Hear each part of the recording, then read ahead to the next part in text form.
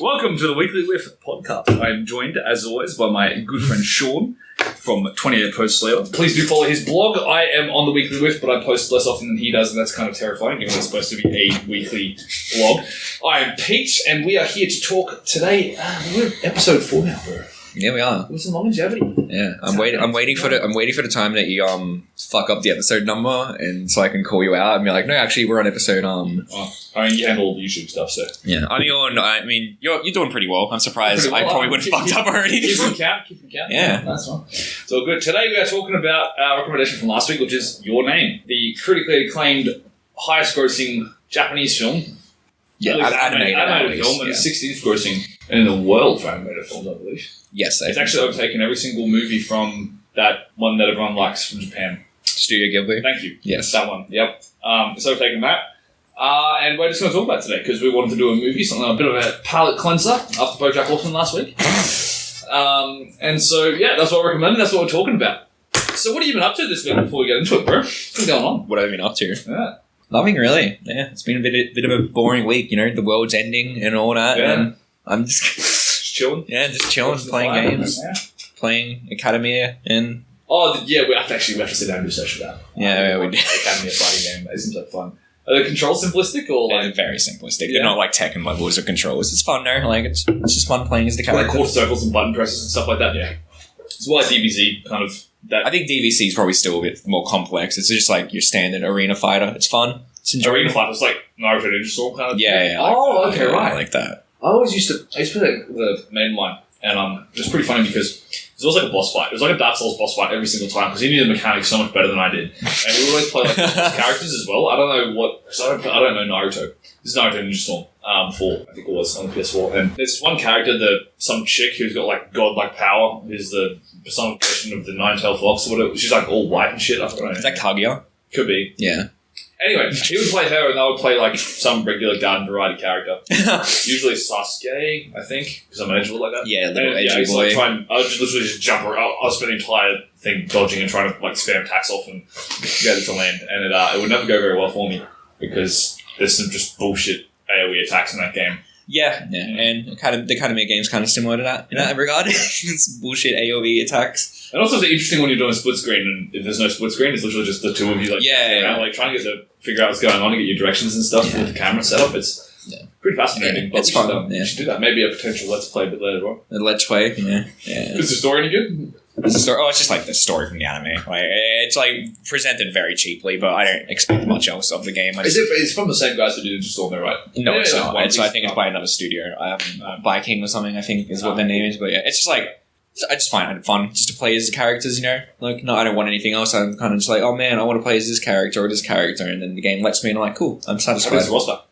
It's pretty big. The first one was pretty like small. This one I think is like around 42 characters or something, and there's meant to be like 5 DLC characters coming in as well. So it's fun. Yeah. Oh, cool, man. I actually watched a lot of Castlevania on Netflix. Oh, have you? Yeah, I've been through that. I've been interested in that. I keep hearing like mixed things on it. Like I hear season 1 is fantastic, and then the rest it seems a bit mixed in terms of the quality. Like for always, yeah, but the quality of the fight scenes really picks up. I think we should do it. We should do a Castlevania podcast. A Castlevania podcast. Yeah, just on the actual on that anime series rather than games because I haven't played the games at all. But I really enjoy it. I think Warren Ellis is a fantastic writer, and yeah, it's a bit flat, but it's still interesting enough to hold my attention. And I think the creators of that are meant to be doing a Devil May Cry anime at some point, like animated series at some point, which I'm kind of interested in, but I do not like the PV art that they have for like the poster that they have like as a teaser. It looks a bit too edgy for me. I'm kind of like, I don't know. I don't like the design of Dante in this poster. Could it be any worse than the remake? Not design wise, maybe. No, it looks very like just edgy. But I have interest in watching Castlevania. It looks fun. Like I said, I know that the first season's meant to be really good, so I'm very interested in it for that. I've been also jumping on trying to finish up all the Carbon so we get on the anime and what else? Oh yeah, the Company Heroes too as well. Just get back into the Australian games. It's fun. Because we have a housemate who's mad at the tanks, so it was actually quite fun to share a bit of an enthusiasm for destroying people with Russian sword tactics and T-34s. It's always great. Yeah, it's always fun. But let us get into the actual subject here. Your Name. So, animated film. This is probably the first... no, it's not. I watched one Ghibli film, Howl's Moving Castle, ages ago, and I found it pretty meh. I wasn't, like, fantastically taken away with it like a lot of people are. Let's call them the Studio Ghibli sort of Disney like Japanese animated films. I was not one of those kids who grew up with it, so Your Name for me was a real fresh sort of fresh step in that kind of direction. I'd never seen anything like it before, so it was really good. I really enjoyed it. That was how I sort of came into it. I'm not sort of sure. Where did you sort of interact with it first? When did you watch this movie? So I have watched a bunch of Shinkai's films before. Or like I say a bunch, but before Your Name, I'd watched like 2 or 3 of his films. To 5 centimeters per second, Garden of Words, and I think I watched another one of his, but I can't remember what one it was. But I loved 5 centimeters per second. I loved Garden of Words. I thought they were fantastic narratives and fantastically animated, obviously. And one of my friends who I watched them with, or not watched them with, but we watched them around the same time and talked about them. He loves Shinkai and was very excited for Your Name, so I watched it in cinemas with him because we both wanted to see it, and that was my first experience of it. Yeah, it was quite the experience. It was really fucking great. Yeah, the quality of the one I watched was garbage. Yeah. That's not the sound like of the fucking like comet like crashing like in cinemas is just fucking like it overwhelms you. It's a fantastic experience in cinemas. I suppose we should probably introduce the movie to those who are playing at home, but this is basically just a movie. Obviously, we want to cover a lot of different kinds of entertainment, and this is both Japanese animated feature and also a film. So, moving back towards that, you're going to have to pause out of this animation hole that we're in, my man. I am. I have to fucking do everything in this podcast. Your life is so hard. It is. It's so difficult. I work 24/7. Well, you actually published your first episode. I might even let you off your ball and chain. Well, when I'm consistently making these episodes, you can complain. When? We'll get there eventually. So it's a fully animated film. It's a character drama / romance, I think is the easiest way to put it. I would slightly sprinkle in the coming of age tale in there as well, given that you see them grow up, but it's pretty situational. Also kind of like fantasy, fantasy themes, really. Yeah, but ish. Like I wouldn't say it leans too heavily on that. That's not the main. It might be more supernatural actually than fantasy. I think it's odd. But pretty much the setup is guy. Is it a girl or a guy first? It's a girl. Girl wakes up and then she's a shrine maiden for this tiny little town called Itomori. Itomori, there you go. Next to this sort of lake in the hills and mountains. And it's a big town sort of sprawled out around it. And then she is a shrine maiden. She hates her life, so she screams out to the world after one such thing that she wants to be reborn as a handsome Tokyo boy in the next life. And then lo and behold, she wakes up and she's in his body. She having some kind of dream where she's just guy in this random city doing all this stuff. And then what ends up happening is she figures out that they're actually swapping bodies back and forth. But sometimes when she goes to sleep and he wakes up, he's in her body and she's in his. So there's this weird... the concept's actually quite interesting. I think it's quite unique. It's a great concept. Yeah. And the way, so basically they've got to try, damage control each other's lives because they have no recollection of what's going on. They have no idea of each other's schedules. And it's quite light, it's quite fun. The first sort of hour of the film. Yeah, the first half is very lighthearted. 40 minutes, really. I think I was keeping an eye on the actual timestamp. So the first 40 minutes is mainly just character interactions, getting an idea of the world, and who they are, who their friends are, and what's sort of going on, the stresses and such things of young adolescents in Japan. It's quite fascinating. And then from there, it's sort of there's an overarching thing about a comet and everything else, and then some stuff happens, and turns out that there was this massive comet thing coming over the top, and then the comet breaks in half and then destroys Itomori completely. And so then Taki, who's the name of the... Taki? Yeah, it's... Taki's the name of the boy. He actually figures out that the girl he was swapping with, in fact, lived about 3 years ago in his current time, and he was... The timelines get messed up. He doesn't know what's going on.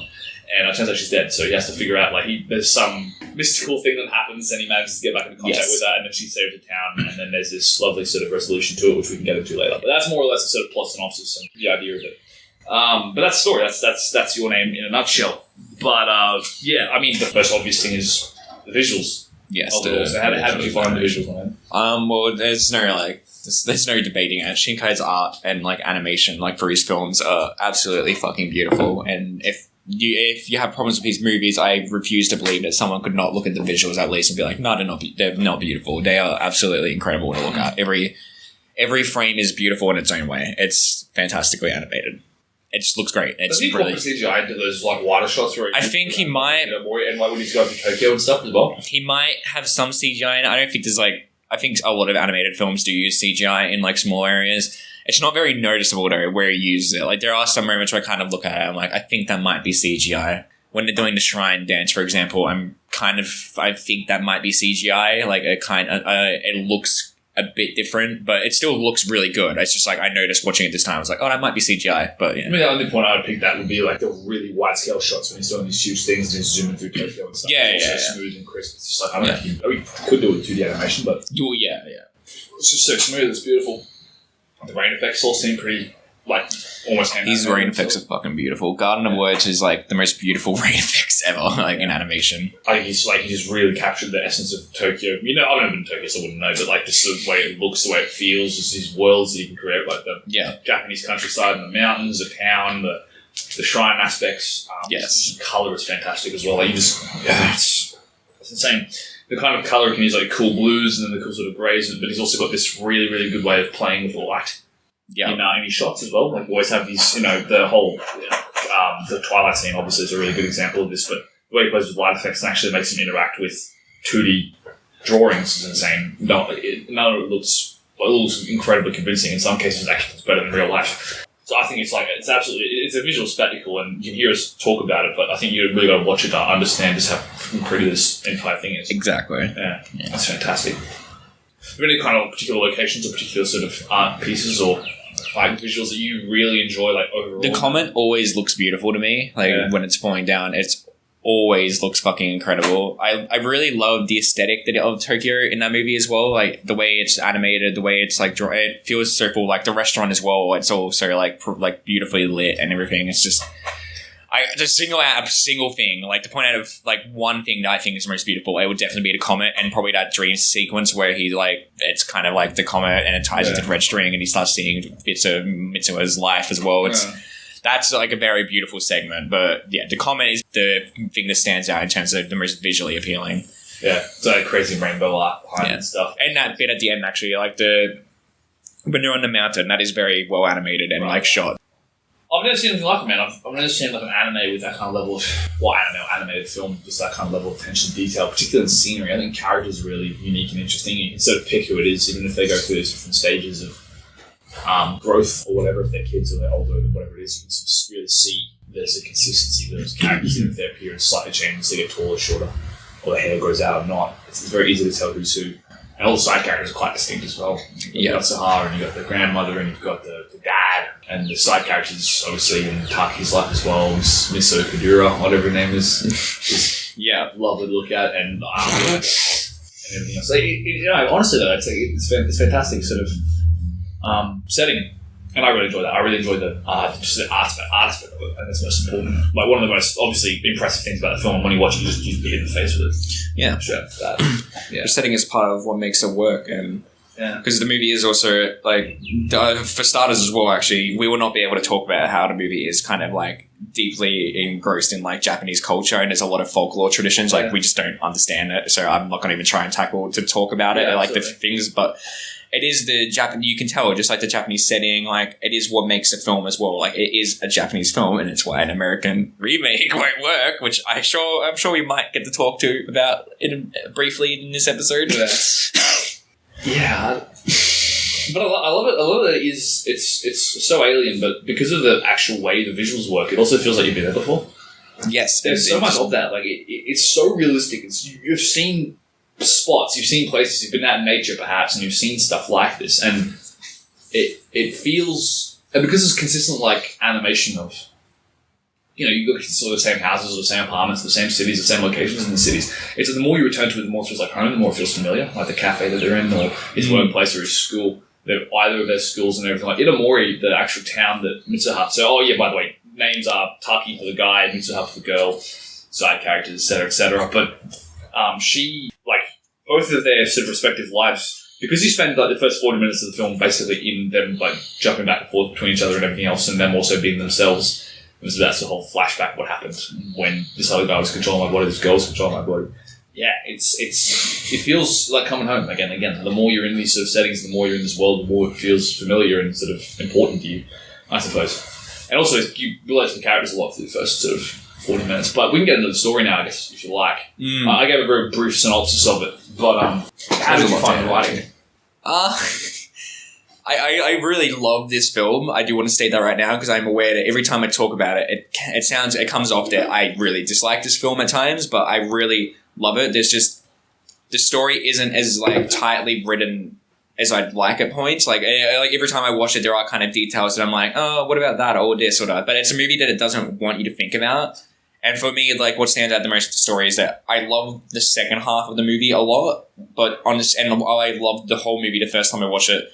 On repeat watchings, I find it really kind of slow to watch like the first half again because it's introducing the characters and kind of like getting you established the dynamic. But once you've seen it, it's kind of like you'd rather get to like the actual like really good parts of the movie or film. Like seeing the early like dynamics is kind of like it's a bit almost boring, but not really. There's still some fun to get from it. There's some fun sequences there, but I just kind of get tired of watching the first half. But then the second half, whenever like it gets to that part of the movie, I'm always like, yeah, no, I love this film, and I do find the side characters to be a bit weak for me as well. I love the main characters and I like their dynamic and journey, but with their dynamic with the other characters isn't like it doesn't leave much of an impression on me. Whereas in the Interesting Guys films, normally with other ones, I do find that I enjoy all the characters that are there and find it like they're all like memorable in their own ways. But with this one, I guess just there's so many character names and that a lot of them do kind of just mesh into one thing, and I'm just like, oh yeah, it's her friend or whatever. Whereas I don't remember the actual name, but I still love the film. I do have small nitpicks about it basically that don't even damage the film for me. Yeah, but like story-wise, what are some specifics? I mean, you've already gone through the side characters a bit weak and stuff like that, and it's not as tight. It's just like it being set in different times and him like being set in the future. It does kind of bug me when he's going around like showing pictures of the place that no one seems to recognize it, especially since he saw a painting of it in the museum. Like it strikes me as a bit odd and stands out to me that he doesn't know of this place as well. Like I don't know. It's something very minor to me that out of everyone he shows the picture to, no one seemed to recognize it. But then all of a sudden he shows it to the last person. They're like, oh yeah, and then like his two friends as well. Like, oh, you mean that place? Yeah, that's a famous place that got destroyed or something. Like, did they know of it as well and just didn't recognize the picture? It seems like very odd to me that he goes on that whole journey and then in the end it's kind of like, oh yeah, we knew about that place. It stands out to me every time I watch it. I'm like, that's very odd, but. It's like minor things, so it's not things that would take out away. Name though, that's the difference. It doesn't have a name of the place. Oh, but yeah, he still has like the picture that's meant to be very like well shown, and like it's also like the museum as well. Like it strikes me so odd that he doesn't try to go to the person that put up the museum and be like, oh, what is this place? Because they would absolutely be like, oh, it's this place or something.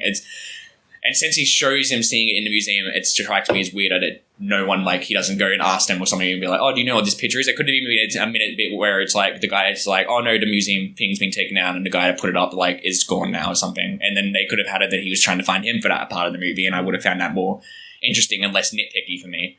But I do acknowledge that my problems with the story are nitpicks. Like, they're not anything that damaged the story to me. The story is a lot more about something else, and it's more about kind of getting the journey and not actually focusing on these small details. So it doesn't take away points from the movie for me. It's just there are a lot of small things I see watching it that I'm kind of like, eh. And once you've seen it, once you've gotten over that initial impact of the entire thing, I suppose you watch it again on repeat. Yeah. Because someone else started to go, oh, there's someone.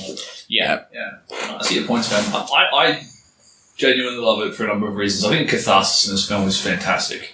And to get catharsis, you really do need to build up the characters, you really do need to build up the struggle, you really do need to have like gut-wrenching plot twists, and it really does that quite well, I think. The twists in that film are very well executed. It's fantastic. And yeah, sure, there's a whole like 3 years difference. There should be something here, but like because that's the twist. The twist is that it was 3 years ago. It's not happening concurrently. The timeline's all sort of messed up. It that really does hit pretty hard. And the whole Comet thing like, exploded and killed most of the town, or 2,000 or something, and she's dead. And then there's a whole that. This is something I found particularly heart-wrenching, was the sequence of he's forgetting. Like the whole, I can't remember the name, what is your name, essentially, the whole idea of the story. Give me no Marla. There's something about that. It's like that thing when you're in a dream. I don't know if you've had something like this. I'm going to do this up with some people. You're in a dream and you find this very special someone in this dream, or something really, really important that happens, and it's really incredibly, like, it's not a nightmare, it's just this really pleasant, amazing feeling, piece of your subconscious you get to experience when you're sleeping. And then you can feel yourself slipping away from it. You wake up and feel amazing, but you also feel incredibly heartbroken that you've just missed that. There's something, you can't quite remember what it was, it's just the details are slipping away, and the more you try and think of it, the more it slips through your fingers. And I think this movie captures that particular sensation of just this is super important. I need to remember this. This is like something I want to carry for the rest of my life, but I can't keep my grip on it. And the harder I try, the more I lose it. And I just sort of that is one of the things in this movie I think is fantastic. It really does have that sort of feeling of that dreamlike euphoria or joy and happiness that you just can't hold on to. And also as well, obviously the sort of the play off the male and female, like the way they sort of interact and how they start falling for each other, even though they're only possessing each other's bodies and spending completely different lives away from each other. It's really, really interesting. Also, what I find really good about the stories is how their friends, the side characters you mentioned, which might be a little bit weak, do actually notice quite realistically how different these people are. Yes.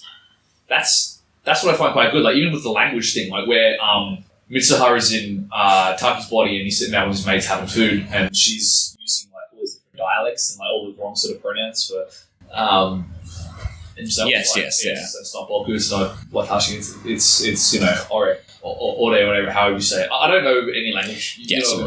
But just, you know, the whole idea of like, the pronouns and then also the dialects and the language and stuff and how that also swaps around and moves. It's pretty interesting. I find that like quite fascinating that the writing covers this is weird, that this did happen and these people were acting strange and the people around them noticed it, but then they have to sort of work to cover for each other's backs to make sure that they're not doing anything crazy or anything this or anything that in a given situation. I think that's really good. I think the dynamic between the main two is fantastic, and like it's super compelling, and you believe the relationship that's building. Like obviously by the end of it, it's kind of like it makes sense that they loved each other or whatever. Yeah. Like I said, I have the minor gripes I have to the film do not mean anything towards the things I love about the film. Like there's a lot that I really fucking love, and their main relationship is one of the things I love the most, and I do love the twist as well, and the way like it reveals everything. The timeline is super scattered, and like you don't realize it the first time watching it. Like nothing looked suspicious to me. I was like, yeah, it's all like coherent, and like we're all going like they're in the same time periods. When I was watching it the first time, I was like, yeah, we're not like jumping like all over the place or anything. And then all of a sudden, like you find out, oh no, we're 3 years apart. And then on second viewing, as I'm watching it, I'm like, holy fuck, yeah, it's so obvious that things are like so like scattered about and everything's like placed. Like the movie starts where it ends, like for one thing, and I didn't realize that like watching it the first time.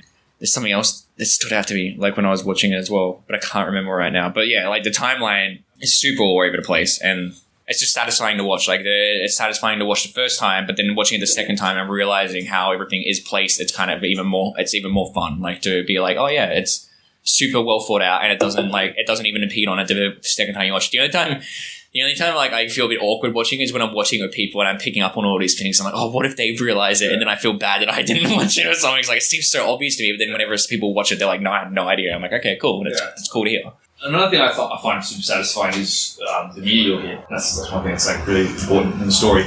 And then there's this whole gap where no one talks about it for a while. Then you find out, oh no, they're all still alive. Everyone survived it at the end. But there's actually a pretty long gap of like, what happened? Did they all get out in time? Like they play off that sort of tension to build up to the meteor striking really well. I have issues with that. Yeah, fair enough. Because like I think that the dad plot line is very like unresolved in the end, and like I really feel like we needed to see Mitsuha actually confront her dad and convince him that everything was happening. That felt like the actual resolution for her like character arc that was happening independent of Taki. And I feel like they kind of just dispensed that for the tension. And like in a way, I like the tension and I like the idea, but like I do think there is a way to show that conflict and then show that resolution, but then also maintain that tension. So it kind of bugs me a bit that we don't get to see that. And the tension, while it does feel a bit cheap, it doesn't damage the fact that the last 10 minutes are probably my favorite part of the film, like in its entirety. Like the whole segment when it's going forward in time and then it's going through Taki's life. And then you actually see her, and I think the final 10 minutes are fucking fantastic still, regardless. It really acts me a lot of strengths too, man, because you're not sure if she's alive or dead. Yeah, exactly. And that's the coolest thing. And if you've watched Shinkai's films, you probably fucking expect that she's dead. I think, because that idea of the dream, the idea of the thing that I should remember that's so important that I haven't seen it before, and I had this interaction, I had this experience, but because life just goes on. Yeah. And you forget stuff. Like 5 years ago, what do you remember? You know what I mean? Like a lot of the times, just stuff happens and it slips by, and you lose it. No matter how hard you want to remember some of the biggest triumphs of your life, or no matter how much you want to sort of remember these very important key things that happen, they just slip away with your subconscious, and then you either revisit them in dreams or you don't, or they're just lost. They just fade, and it's really sad. Yeah, but it's also beautiful in a lot of ways. I think that is like what really strikes. That's really hits a chord with me. That I'm a massive sap sometimes for like soft stuff, but I love romance and everything else. But on top of that, it's just that sort of underlying sensation or that feeling that really imprints on you, and then you might walk away from this film and sort of sit back and go, shit, what is it I've forgotten now? I've had experiences that not like this important, this crazy, but I've felt this feeling before. I've looked at this movie now and I've experienced it in the actual plot. I thought I've had this feeling before. It's just half remembered whisper in the back of your head somewhere. And it might encourage you to go digging through your old memories and try to find some stuff again. Yes. Find people that you really had a really amazing rapport with, and they've just forgotten, they've moved on, you've moved to a different city, and they're sort of just gone.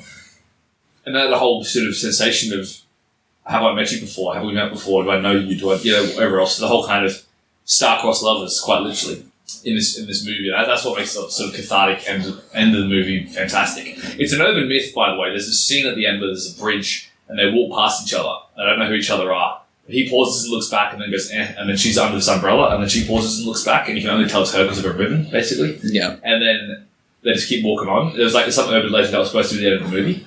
It wasn't. Oh, it would have surprised me. Nah. Shinkai's basically fucking done that before with his movies. I'm glad he went with the route of it being a happy ending. Yeah, and then they like see each other on the train, two passing trains, and they're sort of running around Tokyo everywhere trying to find each other, and then they do at the end. And it just leaves it on this beautiful, beautiful, beautiful note. Shit, I was just thinking about it. Of like where they're both staying, she's at the bottom of the stairs, at the top of the stairs. They walk past each other, look at each other, and there's sort of this, no, this is awkward, this is weird, no, we don't know each other, this is whatever. And then he walks up top, and then there's just, you're sitting there watching it like, they're not just going to walk away. You can't have all this shit happen, have them walk away, and then they turn around, and basically the end of the whole thing is like, what's your name? Well, your name is... Yeah.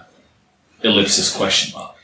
And then it sort of ends and you get randomly just blitzes over the top of all that shit. And it's just, it's amazing. It is a fantastic romantic film, and I think, I love it. I love it so much. But I think the ending, that catharsis is really just a testament to the storytelling, the foreshadowing, the messed up plot lines, the twist, even the fact that the special sake is important.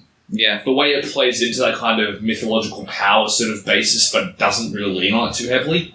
Like, it's funny in that the entire concept is super interesting, but it's never explained how it works or why it works that way. It's just like it's something in the family. Yeah. It might be another thing that we can attribute to Japanese folklore as well. Yeah. Obviously, since we're not very cultured in the Japanese legends, then maybe there are things we are missing. So this is just the interpretation of two Australian fuckboys that. But no, it doesn't change the fact that it is very beautiful and a satisfying resolution. And I am glad that Shinkai went the route with a happy ending, even if I do enjoy his other movies. I think it would have gotten a bit old if he had another fucking depressing ending. Yeah. Are there any particular characters that stand out to you super hard, man? In that movie? Only aside from the main cast. Aside from the main cast. Who do you sort of sympathise with more, Taki or Mitsuha? It's hard to say. I'm not sure actually who I sympathise with more. I guess kind of Taki, just because we're with him. It feels like longer. It feels like we do spend most of the movie with him, so you grow to kind of like him a lot.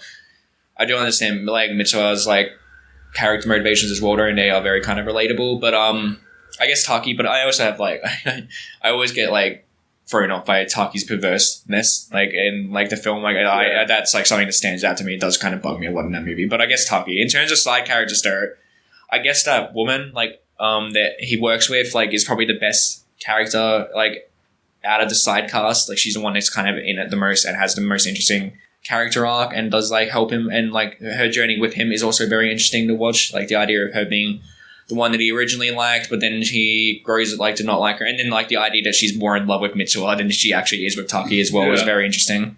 First time I watched it, I thought they were going to go with the idea that Mitsuha liked her, and then Taki liked Mitsuha. Yeah. I thought they were going to go with that originally, but I was like, oh no, she's jealous that he's on the date with her, not because he's going out with her, but because she's going out with him or something. Yeah.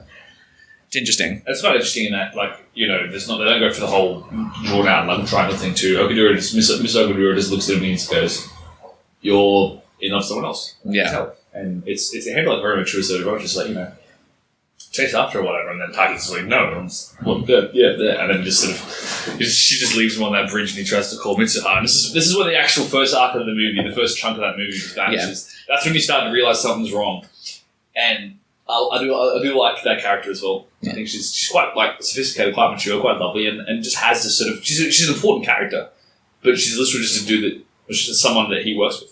Yeah, I really can sympathise with Mitsuha's motivations, and I really love Idomori as well, as a town, as an institution, as the way it is, but it does really have that feeling of a small to medium country town that you grew up in. Yeah, definitely does. You've never been able to get out of there, and there's like nothing going on. There's no cafes, there's no life, there's no excitement, there's no like anything. There's no busyness. It's just life goes on as normal, and people grow up there and they stay there and they continue to work there, and that's the end of it. It's the same crap on a loop. I can really sympathise with that a lot myself, you know. And people do things for different reasons, but I can really sort of being having been 17, 18, living in a country town myself, I can really sort of sympathise with that a lot. So yeah, I lean pretty heavily on mental health, but also like I like Taki's character. I also like Tessie, the guy who blows the entire building up, the entire power station. He's great. Yeah, no, I really do enjoy it. I'm fascinated to see what the sequel's like, actually. Well, they're not sequels. Yeah. Sorry, my bad. It's not really a sequel, more just set in the same world. It's an independent story, if anything. Yeah, it's not a continuation, but there's side characters in this story. Yeah, they are. If you don't mind, spoilers. Like, they're very important. They're not important. It's kind of cool to watch the movie and then see them pop up. They're in it for like 10 seconds each, basically. They're not important characters at all. They're just kind of there as like fan service. Really, it's like, hey, look at this. We're set in the same world. Yeah. Which is interesting to think about, actually, with like how that film actually goes. Does it have enough sort of fantastical element to it as well, or is it Weathering with You? Absolutely. Yes, it does. Yeah. I was watching that. It's a good film. I mean, I want to watch it get my heart destroyed. Sounds great. I wouldn't say that film would destroy your heart. It's a lot more. Well, that's happy. A good bad reason to watch it then. Yeah, if I'm going to recommend any Shinkai film, it's definitely 5 centimeters per second. Yeah? Yeah. That's where you go with this? Yeah, I mean, I think that's still my favourite one of his, really. Okay, so we won't talk about that, though. Yeah. Well, sorry? We won't talk about these other films, yeah. In a minute. We'll give like not to say ask me to do a ranking, we'll get about it in relation to other Shinkai films in a minute. One last thing I think about the film as an entity is the music, man. Yeah, well. Now, this is you can't.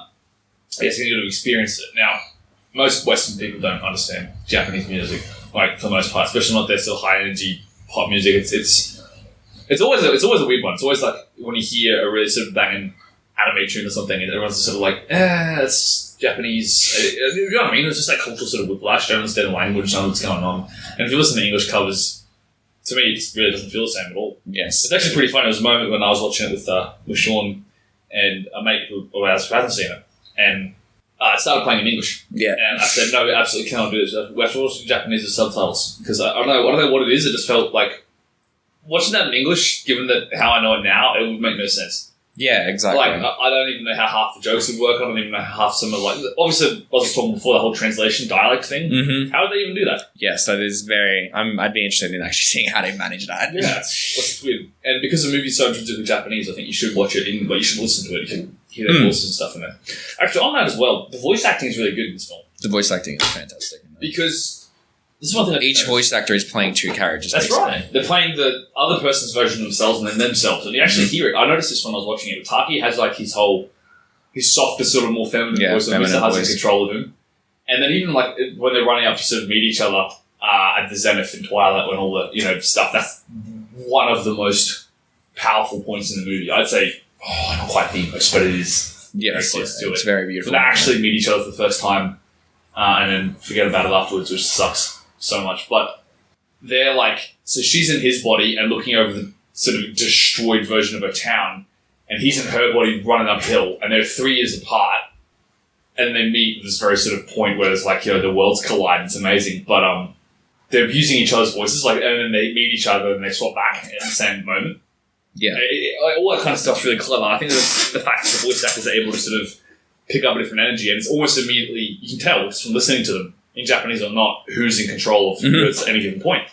I'm fairly sure all the language will be shifted around and changed. Yes, as is, but I think that's a fantastic element. But yeah, the music is fantastic. I think even if you're not into like sort of upbeat Japanese pop music of any kind, would you call it pop music? You're more of a sort of student of this stuff than it kind of is. I don't know if I'd call it J-rock or anything, but like it is kind of a bit of pop. I don't know how you'd classify it actually, because it isn't like poppy or anything, but it is kind of also very like almost J-rocky as well at the point. Either way, Rad Wimps are fucking incredible. Yeah. Like they're a great band, and like almost anyone I've watched it with, even like people that are kind of less into Japanese culture, they always loved like the music. I don't think I've ever met someone who actually doesn't like the soundtrack in that movie. It's very orchestral pieces are fantastic. Yes. The lead motifs and like the way that each of them has their own theme and their own sort of it fits so well with the scenery and everything, and just the most like powerful powerful moments in the film is underscored by this beautiful like piano lines and stuff. Is Radwimps involved with his other films as well? Or is he used them with Weathering. Like they worked together for Weathering a few as well. Yeah, but not any other films. Not his older ones. Yes. No. I don't think he has any bands at all. They're kind of more orchestra like pieces than anything else. But yes, no, Radwimps. The reason why the soundtrack is so great as well is because they did write the songs for the movie. Like it's not like they just like put their songs in the band movie. They literally wrote the songs for like the movie. Like they worked with Shinkai on it, I'm pretty sure, and all the songs directly tie into what is happening on screen right now. Like it helps to actually have lyrics of the song playing while you're watching the film, like because they are just as important to the film. Like they carry some scenes, but even if you don't understand, you can still feel the emotions that the song is presenting, and it does that's what I think is so great about it, is you don't need to know what is being said with some of those songs. You do know what is like the emotion they're pulling with. Weathering with You is the same as well. They worked like together on that and wrote the lyrics, and yeah, I think Radwimps are a fucking incredible band, and they absolutely shine in this movie. They are one of the best parts about the movie, in my opinion. I love it. I've been listening to it non-stop, playing Company Heroes for the last 2 days. I'm just sitting there, just struggling with tanks, but just listening to these really beautiful, soft little, slow piano pieces and stuff like that, and also the more upbeat stuff. It's just fantastic. Although I find it's like not as good in English, really. Like English covers. Yeah, the English covers are by Radwimps, so I actually sang all of them in English. Yeah, sure too. Like it's hard to put some Japanese songs into English though, because a lot of it is like lyric translation, right? Because the flow kind of gets disrupted sometimes. Like it's hard to actually translate it. There are some good English covers out there though that do like they're good, like best at translating it appropriately while also keeping the same flow of the song. But it is ultimately like it's hard to do. What was the name of the music guy, the band that did Guilty Crown? Just out of curiosity, they're not Egoist. What's the Egoist? Different guys. Yes, different guys. They're different guys. Yeah. Did they band together particularly for that film? I think they did for the anime. So the main character Inori is a pop singer. Yes. Of Egoist band, so I assume they made it for the actual anime. I'm pretty sure like they originated from that anime. I'm not too into like Guilty Crown or anything or like the like creative process behind it, but I think one of my friends like loves Egoist and I think they did tell me that like they basically worked for that band made for that show, which is cool. Radwimps wasn't made for this, though. I think they were an existing band before, or if anything, they like became a band after this. But like, I think they are a band that wanted to make their own music. I'm pretty sure they are. I haven't looked into their like history much, but I believe that they were making music before Your Name. But I could be wrong. Yeah. Even if you don't watch the movie, it is worth looking at the soundtrack. Radwimps. Look up Your Name OST on Spotify. You will find a really lovely playlist that has everything on it. Yeah. And if you don't like the lyric stuff, just sit on the actual themes and like the actual orchestral. If you're a fan of classical music, this stuff is gorgeous and absolutely worth looking into. If there's someone listening to this episode that isn't interested in anime culture and they've gotten to this point to get to that recommendation, I'd be very surprised. But it's still like, I think a lot of Japanese bands are like great if people give them a chance. Yeah, absolutely. I think it's fantastic. I really do enjoy the music for it. But so you're the guy to talk to about this next one, man, which is how does this compare to so Shinkai as an entity? What does he bring to the table? Why is he important? Fucking depressing life stories. What's that? Depressing life stories is what he brings to the table, or what he used to bring to the table. Shinkai's films are all very like. I haven't watched all of them, obviously all his older ones, but like one of my friends has watched all of them basically and loves his films. 5 centimeters per second and Garden of Words are not like, they don't have any fantasy or supernatural elements to it. They're a lot more grounded in realism, and I kind of enjoy that more about them because I think Shinkai shines best when he was doing it like that, because his films, ultimately, what his older films are, is that they're very sincere stories about love and the complexities in it. Like 5 centimeters per second is a romance story that I do not think anyone else has ever like made like it. Like I think 5 centimeters per second is a very unique film and is fucking depressing, but I really love that film. Garden of Words is it's also a very different take on like a kind of romance. It's about like a kind of one-sided, not kind of one-sided love between like a student and like an older teacher for like another school or something, and it's a very sincere one where they like meet together under like this porch, like in this like garden where it like rained. Whenever it's raining, they always meet there and talk briefly, and it's very beautifully written in my opinion. But its animation also fucking carries that film so much. I am kind of aware of the fact that that film has a very basic plot, but the animation is what makes it stand out. 5 centimeters per second is a very it's a film about like two kids that loved each other, and then it's kind of about them growing up and like them kind of trying to hold on to that love for each other. So like you can see just from those like synopses that he like is more interested in telling kind of love stories that are very unique, and Your Name as well is a very unique take on your love, on your love, on love, like rather than most other romances. And I think that's where he shines best, is that he's exploring. All of his films, I think, are romances in some way. I think there might be one or two that aren't. And excuse me if there are any Shinkai fans that are going rabid right now, me assuming that, but they're all the ones that he's known for are romances, and they're very unique, and that's what makes them enjoyable, is that they're handling these topics that are very well known in a different and more interesting way. And that's why I like his older films more than Your Name and Weathering with You, though I still love those films for their own ways. And yeah, I think going into Your Name with having experience of watching Shinkai's films is necessary at points. Not necessary, actually. It's kind of like, it does benefit you if you watch like Your Name after watching some of his films, because Your Name plays with like the idea that the film's going to end on a depressing note so many times in those last 10 minutes. Like watching it, I'm like, fucking hell, is this going to end exactly like 5 centimeters per second did, or is this going to end like how Garden of Words did? Like his movies aren't all depressing, but they're very genuine and realistic, and don't like kind of like try and glorify it, like the idea of love. So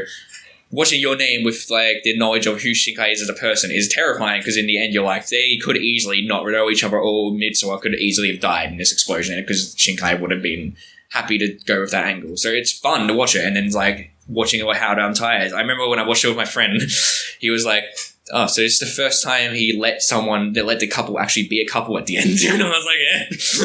Okay then. Yeah, for the fellas, this is a good one to watch with your girlfriend.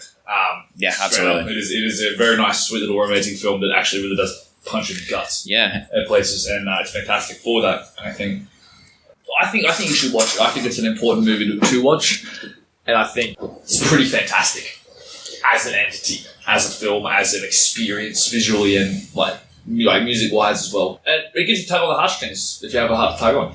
I think if you have a heart to tug on, I think it's pretty. It's a pretty emotional experience. It was for me. How old is it now as well, actually? I don't know, man. It feels like it came out recently. No, it's still 2017? Yeah, I think it came out when I don't think I was in college yet. No, you were. I'm pretty sure. I remember seeing we both came in at the same time, more or less. Let me pull this up real quick and see if I can find it. But yeah, I'm fairly sure it might have been my first year, actually. Yeah. 2016. Not bad. But that was at the Anime Expo. Yeah. So 4 years old. Yeah, fucking hell. It doesn't feel like... It feels like it came out like just last year. I still remember fucking vividly when I first watched it with my friend. I first watched it with a mate who is really into like Studio Ghibli. Worships it almost. And I was just sitting there drinking bourbon, bad bourbon, and I am very... Try not to cry. I'm not going to lie. I'll admit it. This movie makes me want to cry first time I watched it. This film, out of happiness and out of sadness, like both. It's pretty good. This film also is it's very as much as I have mixed like feelings of it at times, but I still ultimately love it. I'm very grateful for what this film has done for the anime industry, because it has absolutely opened up Western audiences to anime films, and now ever since it came out, we get so much more anime movies coming out into cinemas, like wherever, like in Australia at least, we get more animated films like coming out. It doesn't take as long for some films to come out. Like normally we'd only get like the like Naruto and Dragon Ball movies to come out like pretty close to the actual day where it came out in Japan. But now the market's been open, and there's all these other films that come out like for animated industry, and it's just great. And it's all thanks to Your Name, because it made fucking millions like over in Western countries, like not millions, but it made a shit ton of money in Western audiences. I think the count I read on Wikipedia was like $359 million. Yeah, well, yeah, so it made millions. Bigger than anything. Yeah, and highest grossing Japanese film ever. Yeah, and because it was so popular, people, I guess, like Western audiences, like, oh yeah, we should be more open to Japanese movies, like animated films, and now I find that cinemas are more willing to show animated films, and I'm super grateful to the film for that, because it makes it so much easier to be able to actually support the films that I do want to watch and support. And it's just not having access to it. Exactly, yeah, and it's great. And that's one of the things that cannot be ignored about that film, is that it had an impact on like the world as well. Like it very much opened the like gates for anime films. Japanese directors of this movie are calling for a Americanization of it, a live action making. Yes, from the Yanks. I'm of the opinion that if So when I watched it the first time, I think me and my friend both said, yeah, they're probably going to make an American remake at some point. It's too popular, it's too well loved to for American or for Hollywood to not look at that and be like, ooh, can we get a grubby little Mitz or Riverdale and fucking ruin this movie? The thing that it takes away is that you should take away from it is that you cannot do a live action adaptation of this film. And I'm saying live action, not like an American one. You can't make a Japanese live action adaptation because part of the film is the animation. Visuals, yeah. You can't make the live action because the film is an animated film. And what makes it so great is the animation. You cannot replicate that. Like you said, some of the fucking things in that movie look better than real life. You cannot replicate it in live action films. But on top of that, you can't make a live action film in America with the same plot because it's so deeply Japanese. It is so much Japanese culture to the film that if an American movie tried to replicate it entirely, they would not be able to do it. It would be a fucking joke. Speaking of a Native American girl or something, we're going to tap into Native American sort of style. Yeah, I figured that's what they do. And if they're going to do it, I can see why Japanese directors were make an American version of this. Do not try and make a Japanese one. Just make an American version and just leave it at that. Because at least in that right, the Japanese one will still be there, and at least this one won't be as much of an embarrassment. But I am still not going to see it. I do not want to see it. I don't care that J.J. Abrams is rumored to be the one in charge of it. I have no fucking interest in seeing that movie. I might watch it just out of curiosity's sake, see how it holds. I don't know if I want to go to cinemas and support it. I might kind of watch it on DVD when it doesn't contribute to the box office or anything, but I do not want to watch that film. It's just I hate this trend of remaking animated films and the Hollywood's doing and just live action remakes and all that. It's just so annoying. And this film stage adaptations like Shrek. Oh, that's fun in its own right. I can look at those and be like, that's funny. That's kind of interesting. And there's actually more work being put into that than you would for a live action remake, really, in my opinion. Making a stage play, that's super hard. It's not easy. It's not easy. But yeah, and this is just all of them are lifeless, and I just don't want to support it. Like I said, this film isn't a film that you can make in live action, let alone an American culture. And it's just, you have to ignore so much things. It's going to be a different film entirely. It won't have your name as the title. It'll be called something else. It'll be called Body Swap or something. Body Swap. Yeah, that's probably what it'll be called. If it's called Body Swap, remember, it's fucking Weekly Whip episode 4. Shaun called it. Shaun fucking called it. Body Swap. I'm going to sue Hollywood for all their fucking work if they call it Body Swap. The Weekly Whiff does not condone and or support any of these statements made entirely out of context. The Weekly Whiff. But I do. 28 posts later, I endorse it. Bye, Shaun. 28 posts later endorses these fucking claims, though. Brief shout out to our onboard artist, Lamart, on Instagram. Man is on Fiverr as well. If you would like a fantastic cartoon rendition of your own face as a Facebook profile picture, or you want him to do art for your Twitch stream, or for any of your YouTube, or just generally if you want to do a massive print, put it on your wall, hit him up. It's blam_art, all lowercase letters, on Instagram. Please give that man a follow. There'll be a link in every description. Absolutely. I'll absolutely put a link. Yeah, he's fantastic. He's really supporting us. He's really helping us get off the ground at the moment, and his art style, as you said before, lends legitimacy to the podcast. I think it really does. Yeah. We're hoping that we lure people into a false sense of security. I'll click on the video and be like, oh, this looks professional. There's no way it could be shit. And then you hear a dumb audio from fucking phone quality, and then you're like, oh, at least the art's good. Maybe I'll check out the artist, and it's good. We're talking about good art today. Yeah, he does good art. Yeah, he does good art. I think that's fantastic art. Not quite Shinkai levels, but he's got kind of flavour. Yeah. We also do need to invite him on when we end up doing the Scott Pilgrim podcast. Yeah, that'll happen at some point. Yeah, it needs to. Yeah. We can. All right, so we come to the most exciting part of the podcast. Right, yeah. Which is Shaun's recommendation for next week for episode 5. Yeah. What is your recommendation going to be? So you got saved because I was going to be fucking evil. I was going to recommend something fucking horrendous. The Ring. But for some reason... But no, you weren't ready for this. You weren't ready. But I was going to recommend something horrible. But then I had the bright idea of stalling it for a bit and luring you into a false sense of security and kind of there is no false sense. I'm just You're constantly on just damage control at this point. Let's be honest. So I'm gonna recommend something lighter. I'm gonna recommend something recent actually. How recent are we talking? Pardon? How recent we talking? Like last year recent. Like, okay. So I'm going to recommend something. I know you've actually been interested in a while. But I'm going to recommend a game that I actually quite surprisingly enjoyed last year. I'm going to recommend Star Wars Fallen Order because I know you wanted to talk about it at some point. Oh, and, yes, please. I'm not a big Star Wars fan, but I really love that game and its story, and you'll hear more about it next week, but I think it's worth talking about. Oh my god, just Sean, this is amazing. Yeah. Thanks, bro. That's actually, it's quite pleasant of you. Could have really come out. Yeah, you know, I gotta like build you up, get you ready for when I fucking knock you to the ground.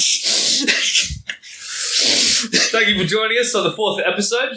I keep saying 4th like it's some kind of accomplishment. The 4th episode. It is. The fact that we made 4 episodes is pretty big. When we get to 10, we're going to be fucking partying. Yep, we have champagne, party streamers, yeah, everything. Alright, cool. We'll have some party poppers. Yep. Some low quality party popper audio going on. Alright, peace out, nerds, and we'll see you next time. Say goodbye, Sean, damn it. No.